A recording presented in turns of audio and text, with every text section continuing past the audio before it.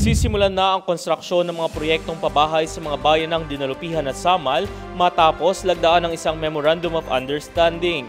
Sa Dinalupihan, itatayo ang nasabing mga pabahay sa Barangay Pag-asa at Pinulot na may kabuuang 5,180 housing units at kumpletong pasilidad tulad ng covered basketball court, community market, community center, livelihood center, tricycle terminal, MRF, police and fire station, school at chapel.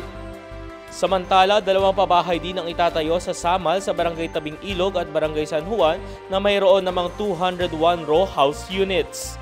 Alam niyo po, malinaw ang layunin ng ating pong lokal na pamahalaan, probinsya at sa lahat po ng mga bayan na maisulong po natin ang antas ng pamumuhay, ang kalidad ng pamumuhay dito sa ating lalawigan, palakasin po ang ating kalusugan, mga programa pagdating sa kalusugan at edukasyon.